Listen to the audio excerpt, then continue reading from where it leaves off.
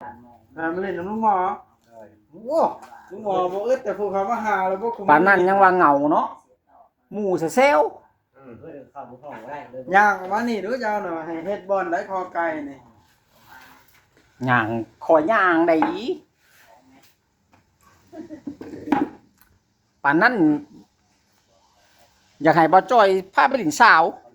นี่ลุงหมอยแจนเอาจำแจนี่เพราะว่าเขาจะเอาง่ายเพราะว่าจะเฮ็ดก่อน เอาพี่น้องเอ้ยมาต่อกันคลิปที่2ของพี่น้องเอ้ย บนอย่างมันน่ะแค่นี้เนาะขอบคุณ มาเบิ่งบอลที่จะสร้างข้อไก่ให้ทางลุงหมอพี่น้องเนาะ ว่างนี่เอาประตูว่างเกลือแล้วครับเกลืออยู่นี่น่ะเพื่อนว่ามันแปลนอยู่แล้วนี่นั่นก็ได้ให้นุ่มรั้นน่ะกวาดเอาไม้มากวาดผีแห่ออกนั่นก็ได้บ่ได้บ่ได้ค้านั่นใดดอกมันจะเฮ็ดอยู่ไสก็เฮ็ดตรงนี้เฮ็ดบ่ได้เนาะเฮ็ดเพราะว่าเอาเฮ็ดเจ้าของดินเพิ่นอนุญาตแล้วว่าอนุญาตแล้วเฮ็ดโลดบ่ค้าดอกขอบ่เฮ็ดจานลั่นแป้งเองเนาะเงินจานลั่นแป้งก็จักปีใดแล้วเขาเฮ็ดโลดเมื่อลายชั่วอายุลุงหมอนี่ยังเงินบ่ได้มาปุ๊กท่านน่ะเนาะจักแล้วจันแล้วเอาเงินคำมาใช้ได้ละได้เรื่องละมาจ้อยมาได้บอลตั้งนะบ่นี่ฮะไปพุ่นนี่ตั้งหน้าไปพุ่นก็เพิ่นอยู่พุ่นใช่นะตั้งไหนก็ตั้งไหนก็ได้หามไปตั้งไหนบ่จ้อยเพิ่นให้สร้างไปนำนี่พี่น้องนุ่มว่านี่เฮ็ดงานยังทุกมื้อนุ่มว่าอยู่แล้วเสาจะระดับแล้วอีกประเทศเดี๋ยวเสาอากาศเปิดเข้าห้องเดี๋ยวมาแล้วยังไผมาแล้วพูดไปมาแล้วแม่นผู้ใดบัดนี้เอาแล้วมีผู้สาวมาหาถึงบ้านบัดนี้ฮะช่างเป็นสนี่แห้งก็ดีแต่ลุงหมอนี่สบายดีน้องแตกอ่อนมาแต่ทั้งนี้นะอย่าดังนั้นเอามาโฮมพี่เอาลุงหมอบุญฮอดยอดเกี้ยวพี่น้องบัดนี้ฮะป่านนั้นเพิ่นว่าอยู่ผู้เดียวเหงาเบิ่งมาบ่พอสมง10ปลายดินี่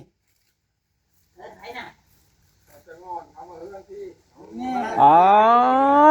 ห้องสาวแต่งอ่อนเข้ามาเถอะผู้สาวป่านนั้นว่าเหงามันบ่เหงาแล้วนี่นะคือแปลกๆแท้เลยมีผู้สาวมาถึงบ้านสนี่แห้งกว่าบ่จ้อยโธ่พี่น้องเอ้ยบ่ได้ธรรมดาจังดีคุณแผนเป็นร้องฟังลาวแบบนี้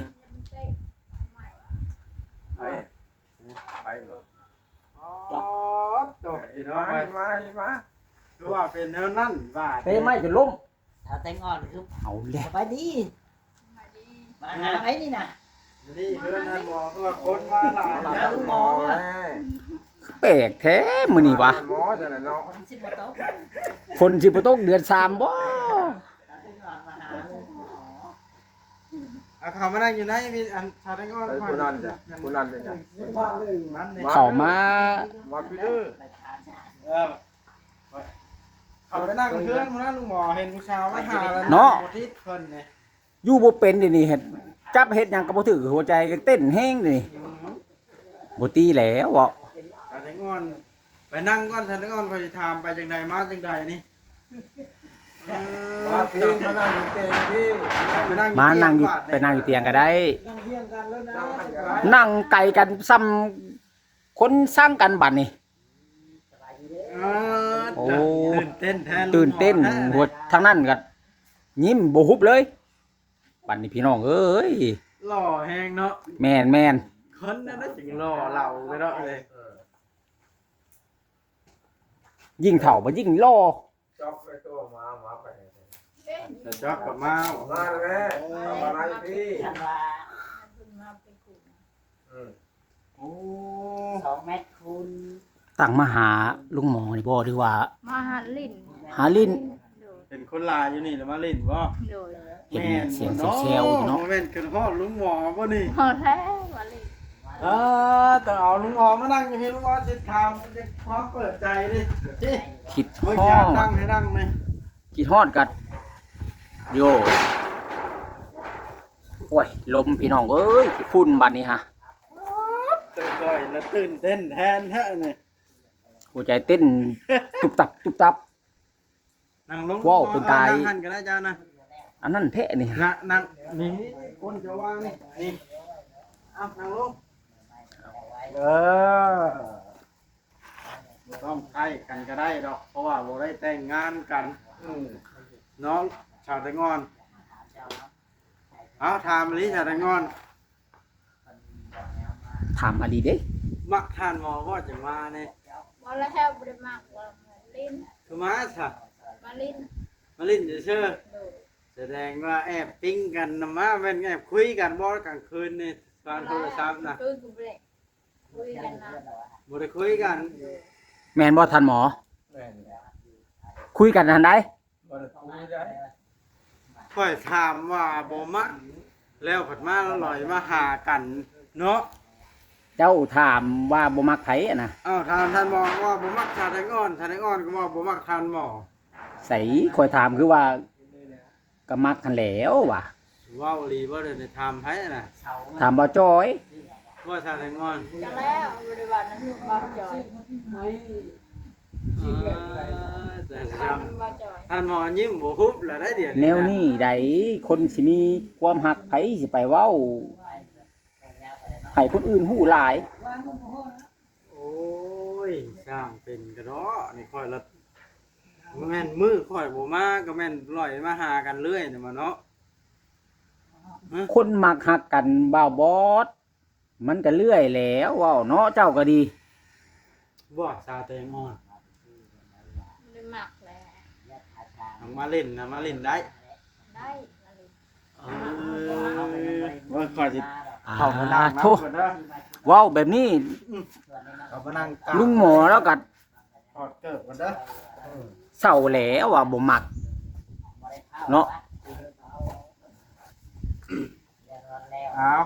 ก็บ่ เว้า ได้ ง่ายๆก็มักอยู่ในใจแต่บ่กล้าบอก คนบ่ได้เครียดได้ช่างกันไปมาหาสู้มาเล่นนํกันก็ได้เนาะ แม่นหักแตกแบ่งปันกันพี่น้องเอ้ยมีหยังซอยเดือกัน ใจว่าชาแตงอ่อนมาเล่นน้ำนี่ ดีใจอยู่มากัน แม่นแต่ละมื้อมาเล่นนํกันนะมา หมอไหนเอามานี่ได้เห็น อาจจะมามันนี่แล้ว โอ้ เจ้าบริมาแล้ว มื้อนั้นได้จ้ะ นั่นก็บริมา มื้อนั้น เอ้ามื้อนั้นคือเห็นอยู่ ท่านหมอลงไปเล่นเฮือนชาแตงอ่อน ไปเหมือนกันไปว่าจะไปเอาของเส้นไข่บ่เห็นแล้ว ไปเอาหัวยิงไข่อยู่น้ำชาแตงอ่อน ป้า เอาแล้วพวกนี้ยังใช้แอบปิ้งกันแต่บ่กล้า หัวกินไข่ในเฮือนก็มีเด้บ่เอาดินี่ท่านหมอไปเอาสาวแตงอ่อนอลีได้บ่บ่ได้บ่แม่นว่าข่อยเว้าหัวกินไข่เราก็มีเนาะ อืม ของลุงหมอนะว่าง่ายๆเราอยากไป เอ้า เห็นสาวแตงอ่อนปะ ค่อยสิเว้าบ่แม่นบังคับพานั้นพานี่เด้อสิเว้าเนาะความมักความหักนี่มันบังคับกันบ่ได้เนาะ เข้าไปได้ แม่น แม่นบ่ท่าน แม่น แต่ว่า ซ้ำจะโคตรลุงตาบัดนี้ สิให้เว้าว่ามักบ่เฮาก็เว้าเต็มปากบ่ได้เนาะแม่นบ่ลุงหมอ แม่นแล้ว อีกอย่างเดี๋ยวนี้สถานะมันบ่ทันชัดเจนปานใดหันนะ บางทีเฮาว่ามักเพิ่นบ่มักเฮาบัดพี่หวัง แม่นบ่ชาแตงอ่อน ไม่นะ ฮะ บ่มา เพราะว่าคนมาลิ้นมันลุงหมอแล้วหรือว่าเห็นคนหลายแล้วมาลิ้นนำใช่บ่ แม่นี่คนไรดอกแม่นะ เออ นึกว่าไปหาหัวเดือหัวเดียใช่ดอก มันป้าหายังชาจอกก็มันไปบ่เป็น มีอยู่บ่หอยเรือแถวนี้น้องแตงอ่อน บ่มีคือเป็นเมื่อยแต่หาถ้วย มันบ่มีเนาะอึดบ่หรือว่าตั้งบ่มีเลยหอยเดือนะมันอึด หาหลาย โอ้ แม่ว่าคันสมมุติท่านหมอไปคอในครองจากร้านนี่ชาแตงอ่อน เอาแล้ว ว่าเล่นมันยังบ่มัก ยังล้มกันอยู่ ว่าล้มก็ไปล้มนะ แสดงว่า บ่มัก ตั้งบ่มักจังดีเลยบ่ได้นี่นะ โดนบ่มักสิดีเลย แสดงว่าครับ บ่ บ่มักได้เราเว้านะ แสดงว่า บ่มักหน่อยได้ คันบ่มีคนมานี่ เนาะ เราก็บ่ได้มาเนาะ น้องแต่อ่อนว่าบ่มักหน่อยเดี๋ยวนี้นะ บ่มัก อ่ะบ่ได้ว่ากันพี่น้อยคนบ่ได้เครียดบ่ได้สร้างกันไป บ่หยอกน้องแต่อ่อนกับ เนาะ ลุงหมอพี่น้องเอ้ยบ่ได้พ้อกันแต่ดนแหละ ข่อยได้ยินชาวบ้านได้เว้าบ่ได้แม่นได้ข่อยมาถ่ายที่เราไปเล่นเฮือนชาตะงอนไปเล่นน้ำไผโอ้ยไปเล่นน้ำแม่ลาวนี่แล้วแม่นบ่ตัวเกิดไปเล่นน้ำไผตกลงนะ เป็นน้ำแม่ละ เออจีบแม่บ่นี่แล้วจีบลูก น้องเขาบ่ได้จีบไปเล่นซื่อ แม่กับผู้สาวเด้เนาะ แม่ ซื่อ ชื่อเรา อันมื้อนั้นไปเอาหัวขิงไข่นั่นได้มาอยู่บ่ลุงหมอ หรือว่าตั้งอยากไปหลินน้ำ แต่งอ่อน เราแล้วว่าบ่ครบเราเลยย่า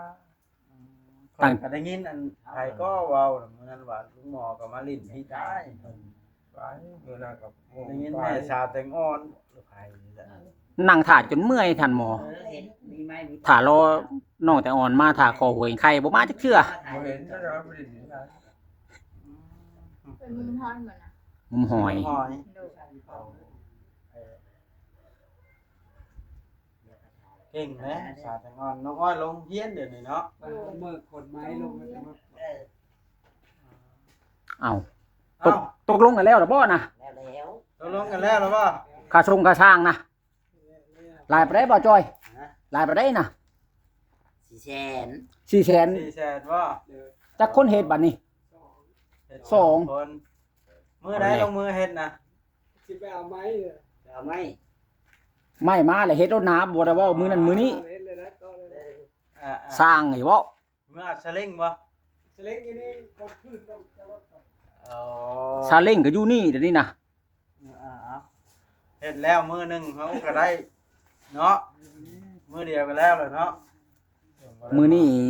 มัน เขามีกินอยู่เขา มาให้หยา เที่ยงใกล้เที่ยงแล้วมื้อนี้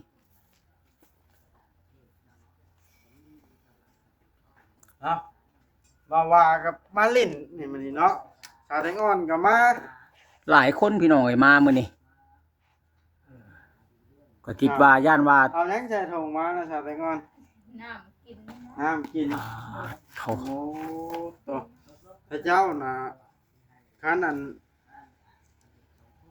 มักฮักกันกับโบแป้งเนาะไผกับโสดเนาะ ต่างคนต่างโสดไผก็มีสิทธิ์คิดจะมักจะหักได้เนาะพี่น้องเอ้ยแต่ว่าเรื่องว่าเห็นกันปุ๊บสิให้มักกันปั๊บนี่ ตัวนี้มันก็เป็นอันไวโพดเนาะ ลิ้น้ำลุงหมอเซยเนาะถ้าแต่งอนเนาะท่านหมอก็กล้าไป แล้วก็ลอยไปเด้บ่บอกเฮาเด้ แต่ละคนนะ แม่นบ่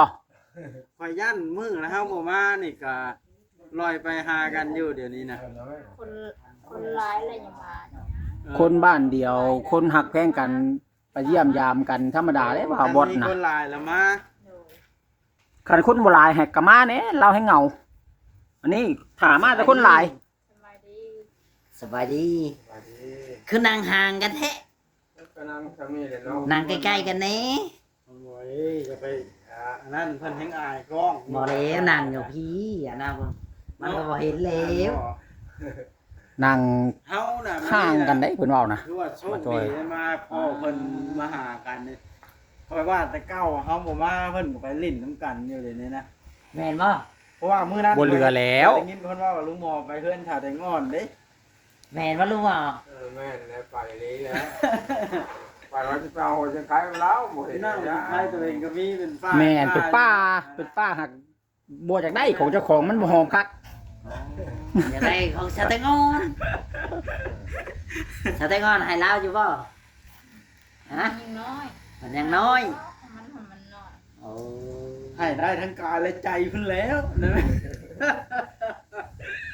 มันมีชาแตงอนมาหาแต่หมอยิ้มไปเปื้อยนะ หัวใจก็เต้นแฮงเด้ ว่าแต่ว่าถ้าชื่อไปให้ไผนี่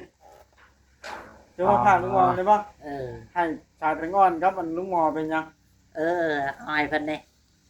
มันเป็น2ก้อนหนึง เอามาช่องก้อนน่ะเร็ว บาวาหรือชาบาวาก็มาหั่นน่ะ มากับบ่มีเด้มันเบิดเท่านั้น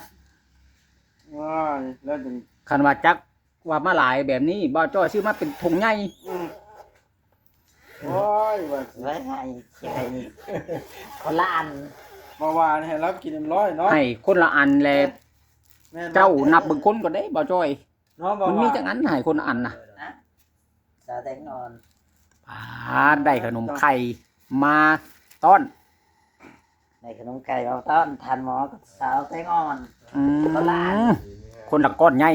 เอา อันนี้ ทาน ได้ หมอ แต่ อยาก ว่า กินกับเขา ถ้าบ่ปันบ่ว่าเนี่ยบ่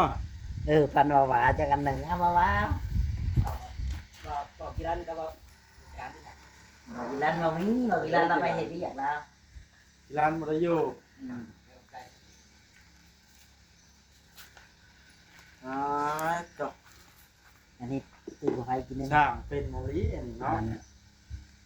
ถ้าแม่ว่าบ่เห็นได้ข่อยมาเจ้าบ่ได้มาจักเทื่ออีหลีบ่สาวได้เนาะ โดยมาดี มาจ่อไปชื่อได้มาซองชื่อได้ แม่ว่าจังว่าอันจำเพาะช่วงหนึงท่านหมอนอนในบ่ได้อันใช้เครื่องไหน เราแนมเห็นแล้วเรามาน่ะ แม่นเห็นได้ข่อยบ่ ใช่ไหม แม่นบ่ทัดเต็มห้อง โมเมนต์แล้วไม่เห็นทานหมอบ่ แนมเห็นแล้วมาวันนี้มันบ่เห็นนะทำบ่เราแนมเห็นแล้วเรามา มาสู่ทานหมอคันว่าผมมีคนเนี่ยเจ้าวันลอยมาไว้จะแต่งอน บริมา บ่ได้มา มาเลยมาติ มาจังรับกับย่านท่านหมอปั๊มเฮ็ดมีฮะ ทานหมอก็สีไว้อยู่บ่นี่ เอ้ย ปาด สิไหวอยู่บ่นะความหมายว่า บ่ไหวแล้วไผสิไหว ปั้มเขาได้นอนไว้อยู่บ่ บ่ไหวเท่าว่าเจ้าเนาะ พอหยอกสิได้ชาได้งอนได้ยังไงบ่ได้ ท่านว่าเฮ้ยผู้สาวมาหาไปหมู่เพิ่นเนาะดีใจบ่ พอหยอกชาได้งอนจะมาได้ใช้ชาได้งอนวันนี้นะเดี๋ยวมาโผล่บ้านทานหมอ ไปมากไปจอก อ้าวไปสิถามมะลิอันลุงหมอ เอาได้บัดนั่งตะหมอบตอบขาใส่ได้บัดนี่ เป็นไรอันก็สิถามอย่าหาว่าลามกของท่านที่ขอโทษขออภัยทาง FC เด้ออันนี้ก็มันเป็นเรื่องทั่วโลกที่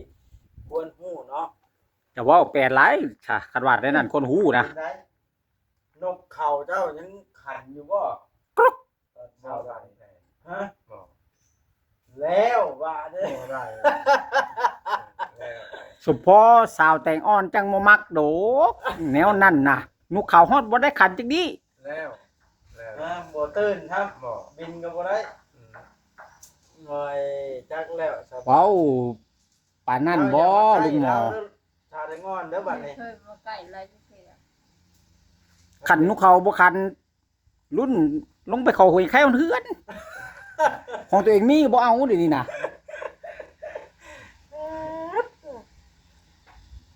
สั่งแตงอ่อนมาจีบทานหมอ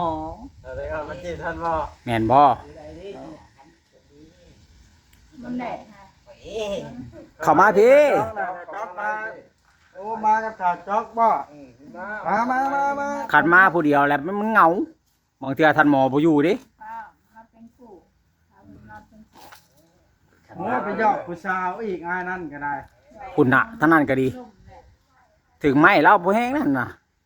ท่านว่าก็ไปยอกผู้สาวเห็นว่าอะไรคำว่าเขาจ๊อก มันแดด โอ้ ทานว่า มากับท่านจะชาวเป็นอ้อนบ่ จากนั้นในยันชาแตงอ่อนลอยมาเฮ็ดทานหมอเคยลอยไปเพื่อนเจ้าได้เถื่อ บริมาจะเสือ เพราะว่าเห็น เป็นจะมาอะไรกับมานะ อ๋อก่อนมาแล้วก็มาน จ๊กตาดีพี่น้อง ำในได้ทางเกิดแต่ชาปลูกแล้ว น้ำเม็ดแล้ว เพชรแหละ บ่พันพี่น้องเอ้ย ใช้ได้ผุนผูอยู่นะ ใช้ได้ เฮ็ดจังมันกันเข้าไป เป็นหมู่ชาวแตงอ่อน เสียเอาตัวอะไรอย่ามันอยู่ในผุนในยังจะแบบมันจะน้ำเสียเพราะมันแบนเพราะเวลามันหกปลูกข้าวปลูกหญ้าแล้วหายมันอันนั้นขุดคุมไป นั่งโยมจ๊อกแม่นชาวจ๊อกก็แอบปิ้ง มานั่งดิมานั่ง ให้เรานั่งเตียงพุ่นหนาเราเบิ่งแนมพุ่นเราไปหก พี่พี่นางเทียม คือมาสาว เป็นไปสักแข่งเจ้าน่ะ นี่แห้งอลีชาวแตงอ่อนล่ะ เปียเป็นไร ไปน้ำสาวแตงอ่อนบ่เจ้าน่ะ โดย เราบ่ท่ากับบ่ทันแน่นี่เนาะ แตงอ่อน แล้วมีเสน่ห์บ่ลุงหมอนี่ เจ้าแล้ว ตั้งพากันมาหาลุงหมอนี่บ่หรือว่าจังไดนี่ หมอเอาความไหน เราพาไปเราลิ้น เราพาย่างเราลิ้น รอ พี่น้องเอ้ย หมอ ถามท่านเนาะ เอา ถามได้ก่อนเป็นไงงามอยู่บ่ คู่นี่ก็นั่งห่างกันบัดนี้ฮะ นั่นก็ยากเลย แอบมี ป้าก่อนได้ผ้าย่านนะข่อย ถามได้ก่อนนี่บ่กล้าเว้านี่เนาะ ไปเลย ได้ก็บ่เจ๊บาทเลยก็มาดินลูกจาน เราเอาตัวจะเอาผัว ไปตัวใหม่ เดี๋ยวจะเว้า คู่นี่เดี๋ยวตูดมาตูดบ้านจนคุกกเสาทางนี้ไปบ่ได้บัดนี้ฮะ อ้าวเพื่อนหลังนี่เป็นเพื่อนจีบกันบ่เลยถ้าว่ามันกำลังจอกบ่ ข่อยรถว่าบ่อนนี่ลุงหมอว่าสิเหงาบ่ได้เหงาจังนี้ แสดงว่านุ่มวาอยู่นี่ จะ นะ ไม่ได้จะหน่อย อย่ามาทางนี้ข้าก็เสาไปก็บ่ได้บัดนี้ฮะ นุ่มวาอยู่นี่นะแม่นสาวจอกก็มาจีบนุ่มวา ไปเห็นยัง สาวไต้งอนมาจีบนุ่มหมอเอ้ย เอ้ยปรับปักชิปเฮ็ดจังไดพี่น้องเอ้ย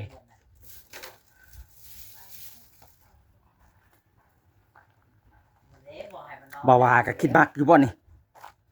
เป็นน้องเป็นน้อง คิดเป็นน้องเป็นนุงผู้จักหักแพงกันบ่ดีแล้วแน่นั่นน่ะ มีหยังพอซอยกันได้ก็ซอยกันเฮ็ดจังไดบ้านเดียวกันเฮาก็ซอยเดียวกันเป็นธรรมดาเนาะ ท่านหมออยู่เลี้ยงไก่ท่านหมอบาดไก่ลุงหมอ ผู้ท่านนั้นก็ดี อยู่ก็ลำบาก นั่นน่ะถึงเลี้ยงไก่ได้พี่น้องให้ทางนั้นน่ะ ตอนนี้นั่น เจ้าก็ต้องพยายามไก่ย้อแก่คนแต่ฉันมันจะขาดคนขาดชาวคนสะอาดแล้วฉันมันหกอยู่นั่นนี่ปีเสียนะเห็นได้ยังบ่ชาวคนสะอาดโมเมนต์ที่ว่าเห็นน้อยเดียวได้ เฮ็ดจนแปลน บอกแต่ตอนบอกเลยยังเห็ดบอกแต่เห็ดไปแล้วแล้ว เพื่อนเฮาบ่ เพื่อนเฮา เฮาอยากให้มันแปลนเฮาอยากให้มันสะอาดงามตาเฮาต้องเฮ็ดปรับปักชิป แต่อย่างให้เจ้าอันนั้นแล้วขันเจ้าเห็ดได้ ผู้ใหญ่เพิ่นก็อาจสิเห็นเจ้าคือกันขันเจ้าเฮ็ดใจตามที่เจ้าอันนั้นหั่นนะ เห็นหยังปลูกผักขายบ่ แม่นหั่นแล้วขันดุขันมันนะ เอ้ามาตอนนั้นคือว่าเราเฮ็ด แข่งข้าวขาเจอน านพัก แบบใจอ่อน ตอนก่อนมากับเจ้าตอนนั้นน่ะ บ่เราก็บ่ได้เนี่ยนี่เราบ่ได้ปลูกเนาะ เราบ่มีในบ่จัก ไม่ได้ เราจะปลูกอยู่แล้ว เราดูแต่เก่า ว้าว ไปเวียงเพชร ปู่วินัยกับครูคุมมันก็บ่ได้มีเนาะ คัน ยัง คุ บ่ ด ได้เห็นได้สั่ง คันคุดบัดบ่มีในบัดนี้ยันลมคุม เจ้าต้องเฮ็ดให้มันแปลนให้มันมีอันนั้นนี่ อ่า มันต้องมีเนาะ ปลูกไปเวียงเพชร แนวมันมีนะ เฮ็ด โดย ปลูกเด้บ่ได้คอยรักษามัน เจ้าต้องรักษามันย้ำบ่แม่นสิปลูกเล่นโพดมันไว้ห่วย อืม ย้ำได้มันสิขึ้นมันสิอันน่ะก็บ่ได้กินจักเทื่อ บ่จอยอยากให้เราปลูกผักบ่มีในผักใหม่เราก็บ่ปลูกแล้ว คันบ่จอยซื้อในมาให้นี่เจ้าสิปลูกบ่ ปลูก บ่จอย เต็มเบิดอันเดินเฮือนบัดนี้ แล้วให้เห็นกูเนาะยังว่าให้รู้จักว่า เห็น ให้เราขุดหานไว้ก่อนบ่ หมอเบิ่งเพิ่นอันนั้นก่อนมันบ่ยากดอกแค่ว่าเราดูเรามัน บ่จอยเราเว้าแบบนี้ให้เจ้าขุดหานตากแดดไว้ก่อน อืม แล้ บ่ ว แม่นว่า สิเอาในผักมาตามหลัง เฮ็ดแล้วมัน แนั่นนั่นนะความหมายแล้วนะ มันก็บ่ได้อันนั้น มันบ่ได้คือเก่าอันนี้จะปลูกกะเวลานั้นก็บ่มีข้าวบ่มีน้ำเฮาก็ไปแลกไปเปลี่ยนเอา อืม คันว่าเจ้าเฮ็ดได้ ผักเขาปลูกหลายเอาไปขายก็ได้เงินเนาะบ่จอย